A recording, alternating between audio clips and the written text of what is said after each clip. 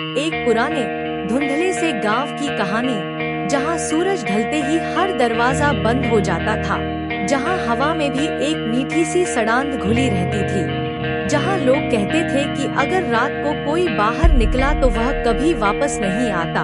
और उसी गांव में, उस गांव के सबसे किनारे पर 100 साल पुरानी हवेली खड़ी थी, जिसकी दीवारें काली हो चुकी थी।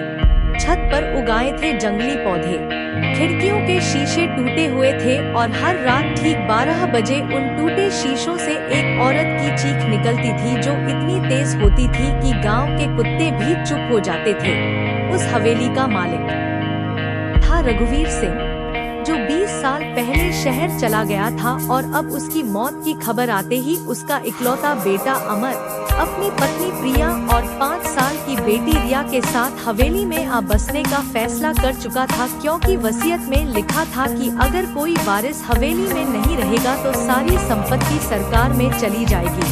अमर ने सोचा था कि बस 2-4 महीने रहकर सब बेच देंगे, लेकिन जैसे ही उनकी कार हवेली के मुख्य द्वार पर रुकी, रिया ने अपनी उंगली उठाकर ऊपर की खिड़की की ओर इशारा किया और बोली, पापा, वो दीदी हमें देख रही है। रिया ने हंसकर कहा, बच्चों की कल्पना होती है। लेकिन अमर की रीढ़ की हड्डी में एक ठंडक दौड़ गई, क्योंकि उसने भी देखा था कि खिड़की के पर्दे हिल रहे थे, मानो कोई खड़ा होकर उन्हें घूर रहा हो। रात का पहला दिन था, बिजली नहीं थी, सिर्फ लालटेन की पीली रोशनी में वे लोग हवेली के बड़े हॉल में बैठे थे, जहां दीवारों पर पुरानी तस्वीरें लटकी थी।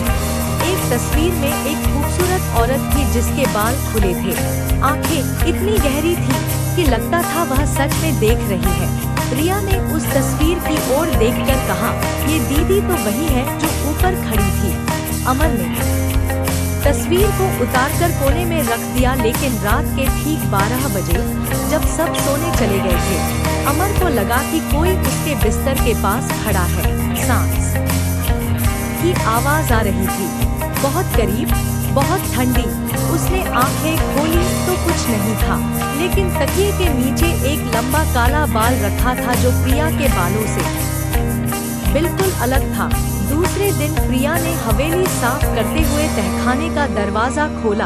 अंदर से एक मीठी सी सड़ांध आई, जैसे कोई फूल सड़ रहा हो। उसने अंदर झांका तो देखा कि फर्श पर पुरानी चूड़ियां पड़ी थी, लाल, टूटी हुई, और उनके पास एक छोटा सा कंगन था, जिस पर रानी लिखा था। प्रिया ने कंगन उठाया और जैसे ही छुआ, उसकी उंगलियों से खून निकलने लगा, बिना किसी कटे, बस खून बह रहा था। वह चीखी। अमर दौड़कर आया, लेकिन खून रुक गया था, सिर्फ हल्का सा निशान रह गया था। गांव वाले जब सुने तो बोले, बेटा, वो हवेली छोड़ दो, वो रानी की आत्मा है। 100 साल पहले रघुवीर सिंह के दादा ने अपनी बहू रानी को जिंदा दफनाया था, क्योंकि वह किसी और से प्यार करती थी, और तब से हर वारिस की पहली बेटी उसी उम्र में गायब हो जाती है। अमर ने हंसा, कहा, हम तो सिर्फ 2 महीने रहेंगे। लेकिन तीसरी रात को रिया बिस्तर पर नहीं थी। पूरे घर में ढूंढा, आवाज लगाई, तब जाकर तहखाने से उसकी हंसी की आवाज आई। अमर नीचे गया तो रिया एक कोने में बैठी थी, दीवार से बात कर रही थी। हाँ दीदी, मैं भी तुम्हारे साथ खेलूंगी, लेकिन मम्मी को मत बताना। अमर ने रिया को गोद में उठाया तो रिया की आंखें पूरी सफेद हो गईं और उसने धीरे से कहा, पापा, रानी दीदी कह रही हैं कि तुम्हारे दादा ने मुझे मारा था, अब मैं तुम्हारी बेटी को ले जाऊंगी। अमर का दिल जोर से धड़का। उसने रिया को ऊपर ले जाकर प्रिया को बताया। प्रिया रोने लगी, लेकिन रिया अब सामान्य हो गई थी, मानो कुछ हुआ ही न हो। चौथे दिन सुबह अमर ने पुरानी डायरी ढूंढी, जो रघुवीर सिंह ने छोड़ी थी। उसमें लिखा था कि रानी को जिंदा गाड़ने के बाद भी उसकी चीखें 3 दिन तक सुनाई देती रहीं, और हर रात वह दीवार से बाहर निकलकर अपने पति को ढूंढती थी। और अब वह हर उस इंसान की बेटी को ले जाती है जो हवेली में रहता है। अमर ने डायरी फाड़ दी, लेकिन उसी रात बिजली चली गई। पूरे घर में अंधेरा छा गया, सिर्फ एक लालटेन जल रही थी। और उस लालटेन की रोशनी में अमर ने देखा कि हॉल की दीवार पर एक लंबी परछाई बन रही थी। परछाई की गर्दन टेढ़ी थी, जैसे कोई लटका हुआ हो, और परछाई धीरे धीरे बढ़ती जा रही थी अमर की तरफ। उसने चीखकर प्रिया को जगाया। दोनों रिया को लेकर भागे, लेकिन मुख्य द्वार बंद था, ताला लगा हुआ था, जबकि चाबी अंदर ही थी। बाहर से कोई आवाज आई, अब तुम भी हमारे परिवार में शामिल हो जाओगे। आवाज रानी की थी, लेकिन रिया की जुबान से निकल रही थी।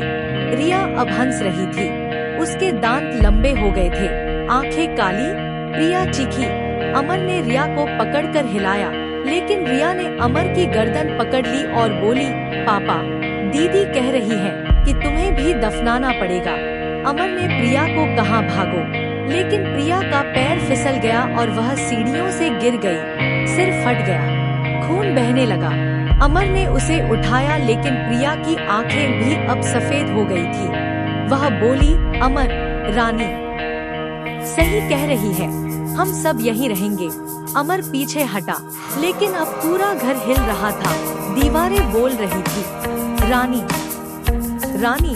फर्श से हाथ निकल रहे थे, सड़े हुए, नाखून लंबे। अमर भागा तहखाने की तरफ, सोचा शायद वहाँ से कोई रास्ता होगा, लेकिन तहखाने में एक गड्ढा था। गड्ढे में एक औरत का सड़ा हुआ शरीर पड़ा था, बाल अभी भी लंबे थे, उसकी उंगलियां हिल रही थी। अमर चीखा, लेकिन रिया अब उसके ठीक पीछे खड़ी थी। उसने अमर का हाथ पकड़ा और कहा, पापा, अब तुम भी दीदी के साथ सो जाओ। अमर ने आखिरी बार प्रिया को देखा, जो अब हंस रही थी, रिया की तरह।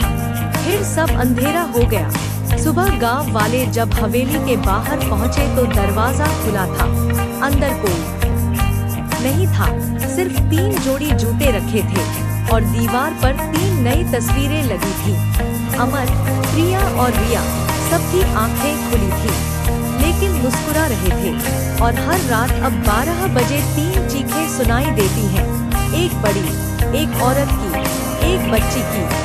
और लोग कहते हैं कि जो भी हवेली को देखने जाता है वह वापस नहीं आता, सिर्फ उसकी तस्वीर दीवार पर लग जाती है। और अगर तुम कभी उस गांव गए और रात को कोई औरत तुम्हें बुलाए, आओ खेलो, तो मत मुड़ना, क्योंकि रानी अब अकेली नहीं है, उसके पास परिवार है और वो परिवार तुम्हें भी अपना बनाना चाहता है। अब तुम्हारी बारी है।